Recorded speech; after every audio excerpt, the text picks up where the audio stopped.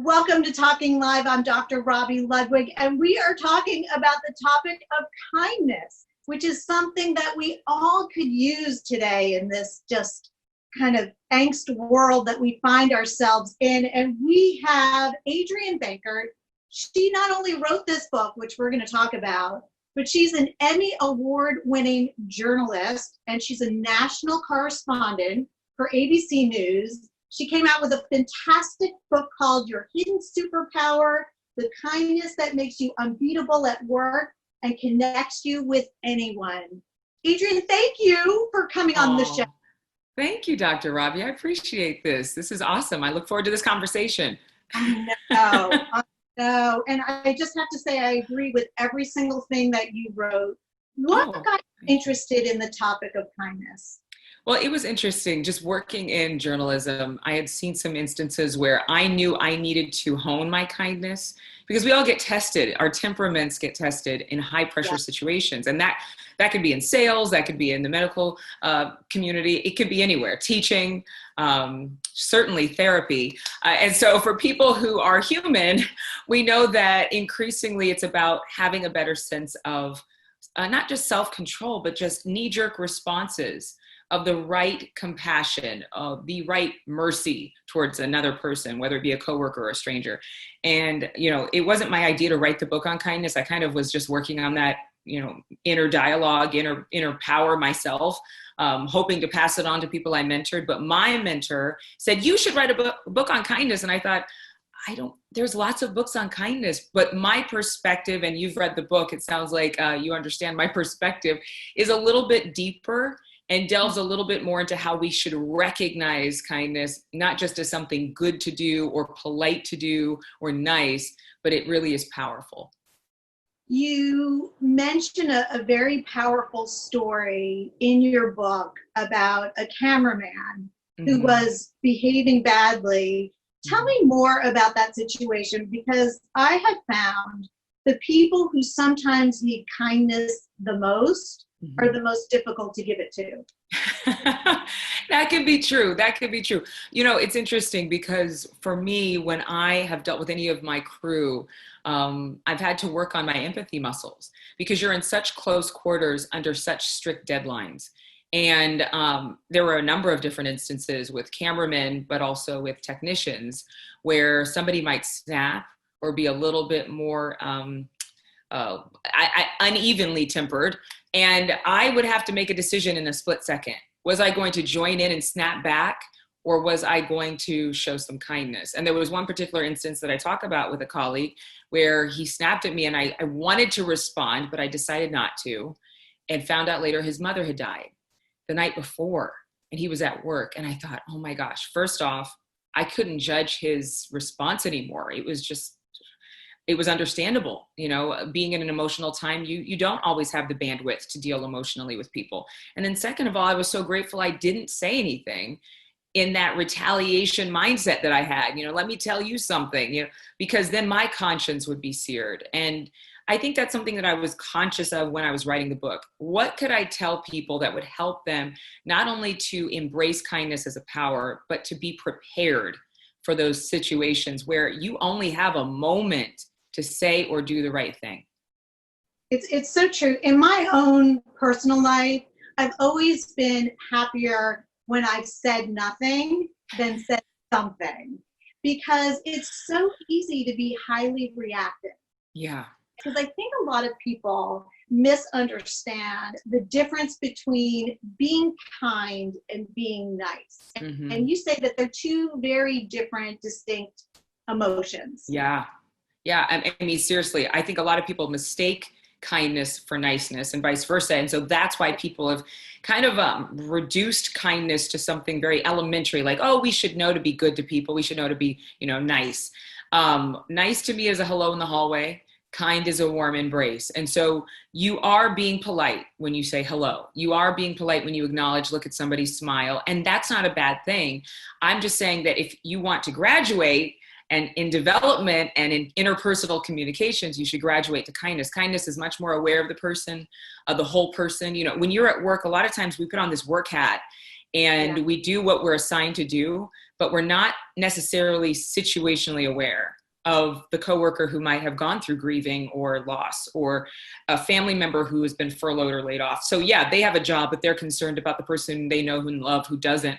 And so to just be sensitive enough, it allows you to not only be a helper at work, but also to have more connected relationships in every area of your life. Because if you're not paying attention to the person that you work with every day, 40 hours a week or more, then you might not be paying attention to somebody you live with, because we do more work than anything, really. And so Yeah. my idea was, if you can get this down at work, it's a great jump off in order to establish better connection in any relationship. Seeing the whole picture is so helpful. I have found, and when you're in a kindness mindset, you don't take things as personally. Yeah, You it's true. see the whole picture. And what I love is you have a website, and if people sign up, and we're going to have a link, you have the kindness challenge each day, where you give specific challenges that people can do in order to enact that kindness. Yeah, I like a schedule, because we forget things, and I found I've had to decide to work out, to do any kind of exercise. I've had to make a conscious decision, but I consciously have to schedule it. Otherwise, I get too busy, I get distracted, or I don't care enough about working out. I start to forget the reason why. And I think that a lot of people think that kindness should be automatic, and they know that it's not, but they think it should be, and so they don't prioritize it. To me, if you put it on your calendar, you're prioritizing kindness, you're prioritizing connection, you're prioritizing authenticity.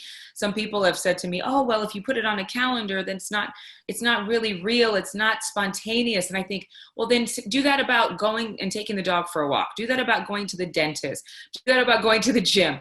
Think that way about brushing your teeth. You have a schedule every morning and every night, hopefully. And so for me, I think if we put kindness as something that is as important as a meeting or as a hobby that we like, that we put on a calendar, we'll actually start a lifestyle that becomes knee-jerk. It becomes automatic in our response. And you recommend calling a friend with no agenda. Right. You've done some interesting things like buy coffee for people, Venmo money. What else is on this scheduled kindness list that you subscribe to? Well, you mentioned the just because phone calls, because a lot of us are really calling when we need something. And then we're texting people, and it's just that it becomes a to-do list. The people who we really want those close interpersonal connections to have become more like work. And work should be more about relationships. And so for me, any of the activities that we list, I wish I could add more of them, because as I've gone on this journey of writing, I keep on thinking of others. But we're doing an actual a book club where we have new challenges, and those will be more targeted to your coworkers. For example, I say, get together with your team and brainstorm what it is that you all are heartbroken over. What is it that your compassion is gravitating to? Who is it that you want to help? And just kind of have a survey of what people are caring about in the moment. It kind of takes the focus off trying to unpack all of your own personal baggage, and at the same time authentically express your heart condition, where your mind is right now. Because those kinds of things, what you care about, that can be a distraction to the day-to-day work. You're not even thinking, because you're so concerned about medical workers who are overtaxed because of their schedules and a shortage of nurses, or you're concerned because of family members who've lost a loved one due to coronavirus, or any number of things.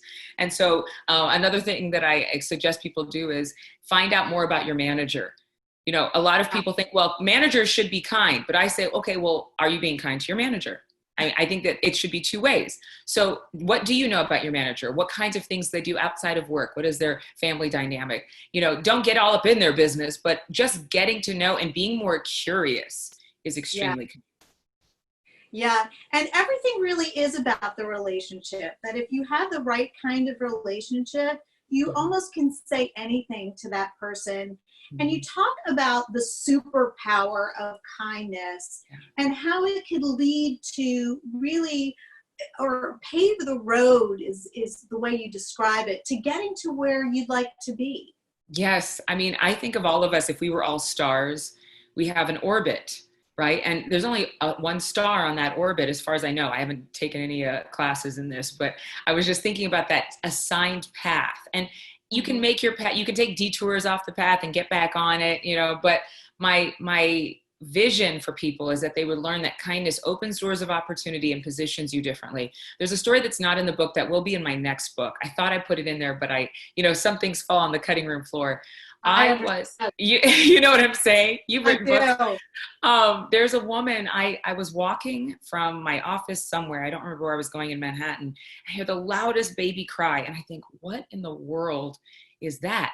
And why is this baby so loud over the hum of New York traffic? I look around, I see this woman with a stroller in the opposite direction of where I'm walking. I wasn't planning on going there. It would take time out of my day. And I thought, I'm going to walk over there and I'm going to encourage this lady. I come over and I see this baby is screaming and crying. And I'm like, what's wrong? I said, listen, I just want to encourage you, Mom. My mom's one of 7, she's one of 9 kids. She had 7 kids. I just wanted to encourage you. It's going to get better. And she's like, oh, thank you so much. We start talking, exchange phone numbers. Turns out we both were in the same industry. A year later, she asked me to speak for her company. And it was just like, we kept in touch, but we established this relationship over me hearing her baby cry. That doesn't happen every day, but it's like when you take that moment to just stop and be kind to somebody, you don't know how that's going to evolve in the next 6 months, 6 years from now. And I think that makes life more exciting. Yeah, it's so true. I'll never forget, I went to a conference once, and I'm a therapist, so I do multiple things. So I do TV, I write, and I'm a therapist in private practice. I went to this conference, and one of my teacher mentors said that really a person can have an aha moment that's life-changing at any point in time, and went on to describe these people who had life-changing moments just by interacting with someone on the street. Exactly. Street said something to them and it was life-changing. Yeah. And isn't it nice to know you could be a part of that person's development without any training at all? Yes. Just by being servant. And making their day better, because I think that people are really, they're overwhelmed right now, particularly now. Humanity's probably always been overwhelmed, but particularly right now in this very moment, we're staying present and thinking about how a lot of people might want to quit. A lot of people might be depressed, and it's your kindness that could keep them on their path. Absolutely. And I'm so glad that you mentioned just the society, and sometimes the news is just overwhelming. It's negative. It's very divisive, I think, in many ways. And we begin to talk about race because of everything that's been in the news. And I was thinking you'd be the perfect person to help us understand how we can have these conversations in a meaningful way, but in a kind way. What are your thoughts for people out there who want to raise their consciousness, want to be aware, want to be a part of the solution, but have kind conversations? I think that the biggest part of this book is knowing who you are and being able to keep your sanity when everything around you could be, in crisis mode. I mean, there's a lot of grieving going on right now. And I liken it to being an artist, because I've been drawing and painting since I was about 2 years old. And I thought, I paint differently when I'm angry. I paint differently when I'm sad. I paint differently when I'm happy. And so these different expressions, these human emotions that we all have, need to sometimes be channeled in a way so that we're creative. And to me, kindness is innovative. Once I was stuck myself in my apartment during the height of the pandemic, I had to really believe whether or not my book, my writing worked in a crisis, because I'd had personal crisis, but these things that we're dealing with right now are on a global scale. Yeah. And what I really realized is that I needed that breath of fresh air that kindness brings so that I could be a part of the solution. Even anybody in therapy, anybody in psychology would say, once you're in a panic, once you're overrun by fear, it's really hard to be a problem solver.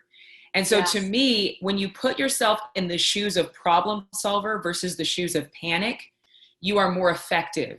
You bring more peace to the room. You're more open to listen. You're more open and engaged in conversation and dialogue than you would be if it's all based in fear. And when we're angry and afraid, it can be a challenge to be creative. It doesn't mean that those feelings are bad. It's just let's start with kindness and let's do something kind. One of the people I've talked to, because I've been doing a number of discussions and empathy workshops, They said, I'm going to do something. I'm going to be kind to someone I don't agree with. There you go. What a concept. I know. Because so often we're kind only to the people who agree with us. So often we are kind to the people we like. And how radical would it be to start being kind to the people we don't agree with? And so to me, that's where this is centered. Kindness is not a big Band-Aid that you stick on this problem and say, oh, let's just all smile and just pretend, or let's just all smile and think that this is going to be fixed in a moment, because it doesn't happen in a moment. But kindness keeps you anchored in your ability to stay at peace and to bring peace to others. Because really, that everybody's asking for others to be kind to them. Everybody's really desirous, I think, for peace. They're just going about it different ways. And you can mentor that yourself or be a role model. Here's the great thing, according to science, when you are kind, you're actually happier. It releases the oxytocin, which is the love hormone. It can keep you younger. It helps you to feel less anxious and depressed. So it has all of these actual functions. It changes the neurobiology of your body. Mm-hmm. But I really quite like that it helps you age slower. I like that one. I think that's true. I always tell people complaining causes wrinkles, so we can't afford them. It's true. You talk about also your experience with Robin Roberts, who was so kind and generous to you. Tell me a little bit about that story. Well, it's so funny because I'm the oldest of 7 kids, and she has multiple times asked me, are you sure you're not the baby of the family? Because she said, I'm the baby of the family and you remind me of me, which is a huge compliment coming from her. I mean, she's had such an esteemed career and has gone through so many different mountains and climbed so many mountains in life.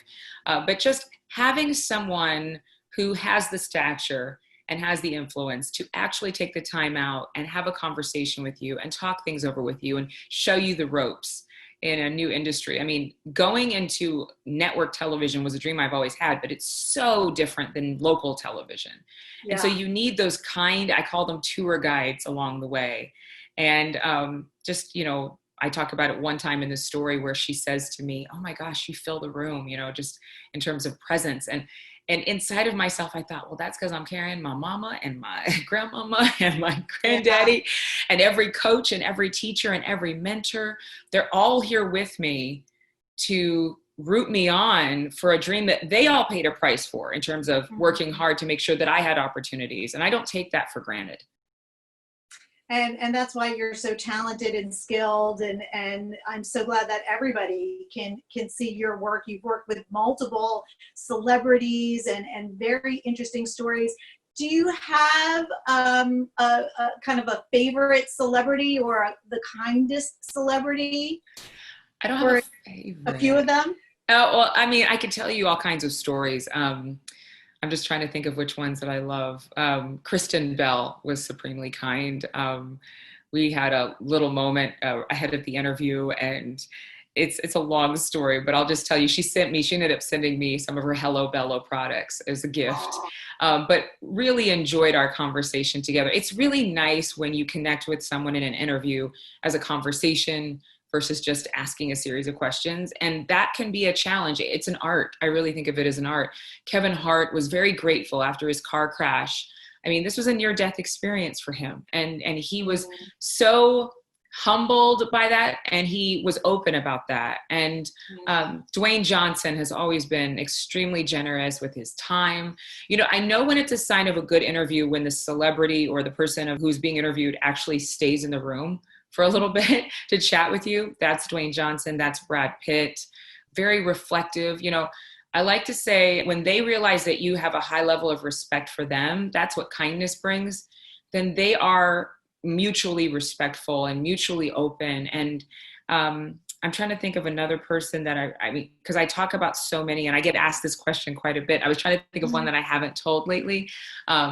But Will Smith shook the hand of every person on the set of our interview. I'm talking the person who brought a jug of water, the person who sat down props, the person who moved chairs.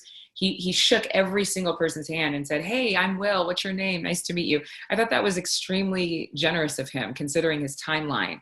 I actually met Jada Pinkett Smith. We were both doing an interview in the same place. I think it was for ET. And when she met me, she gave me a big, huge hug. That was before social distancing. But yeah, I was exactly. like, oh, it just makes you feel so good. You have a process that you go through in order to be kind to yourself. And I really love some of the rituals that you use. Can you tell me a little bit more about what you do to be kind to yourself? Because I do think kindness is about honoring not only your soul, but the soul of others. Yes. And if you don't take care of yours, you will take it out on others, is what I say. You know, I call self-care community care, because we are so interconnected. You know, there's been a revolution of self-care, whether it's meditation, you know, spa treatments, which I'm always down for. Just making sure that, yeah, you invest in your mind, your body, eating right. My mother always fed us really good, healthy food. She really wanted us all to be extremely physically healthy. I had to learn how to do a lot of the things that would keep me sane and keep me balanced. And one of them is deep breathing, meditative breathing. You know, thinking on what I'm grateful for while I'm taking extremely deep breaths. It's helped calm me down. I mean, I really cannot stress enough the importance of calm, the importance of rest. You know, we go in every facet of life. And so for me, breathing, and really that gratitude portion is so important, because if I can't be grateful for breath, then I can't be grateful for whatever I'm going to do while I'm walking around on this planet. I do take a lot of long walks. I do journal extensively. I mean, I have so many journals. I don't even know. One day I'm going to have a library and it's going to be all my journals. The art of writing has really kept me focused. And writing this book was a bit of therapy for me. Because, I mean, and reading it again, in the midst of all of that's gone on the past 4 months, I just talked about it. I just posted a video. I got kind of emotional. If it wasn't for that book, I don't know how I would have coped with everything. I do not know. Because when you're focused on kindness, instead of being focused on anything else, the problem, negativity, anything, you really do have a sense of, I'm good. I have hope. I can make it through this. And I think that's so crucial. If you are going to watch any kind of television, I would just encourage you, make sure that you are at least including some Google searches, YouTube searches of kindness videos. You can go on my link, The Unbeatable Kind, on Instagram and Facebook.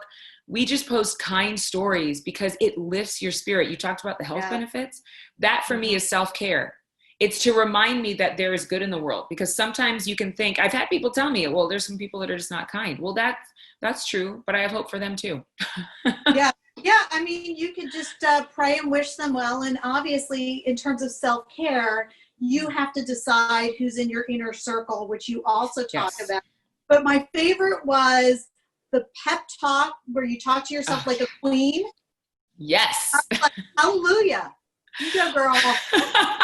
Well, if you don't pep talk yourself, who is? You know, so many times we want a bestie or one of our, close friends or a mentor to tell us how wonderful we are. I mean, we're not sitting there begging for it, but it's like you feel bad and you just need a lift. Well, if you don't lift yourself, part of the reason why I think this book even started is because I had this mantra of, this is the best day ever. I'm the happiest girl in the world, even while it didn't look like it.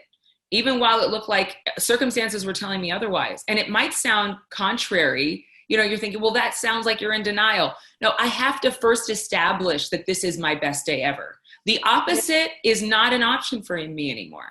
The opposite, this is the worst day ever. Right, it's true. And that's where there's optimism, there's possibilities. Yes. And really, hope and kindness is really a plan, and they work really well together. Please tell everybody where they can get your book. I mean, we are going to have a link up so everyone can. Thank you. So great. And the website too, with the Kindness Challenge, I love. Yes. But tell our audience where we can find you. All right. Yeah, it's yourhiddensuperpower.com. It has all the information on the kindness challenges. You can sign up for those. We have a mini e-course that's totally free, but you also have the actual full-on fledged e-course with different exercises to be more kind, but also to see how kindness can open opportunities up for you. There's a vision board on relationships in there. I really was excited about creating something in addition to the book. So it's not like you took the book and slapped it online. This is all different material, and I'm so happy for that. That has a list of retailers as well on that website, Your Hidden Superpower, where you can buy it at Barnes & Noble, Apple, Amazon, Books A Million. I mean, I could name a whole bunch of sites, but you can go on to your favorite retailer or your local bookstore. A lot of local bookstores will order it for you. Well, we're so lucky that you wrote this book, and I look forward to meeting you in person when this pandemic is over. So please stay connected to me, because I would like to be your kind friend. Oh my gosh, absolutely. Like, join the tribe, and I'll make sure to follow you.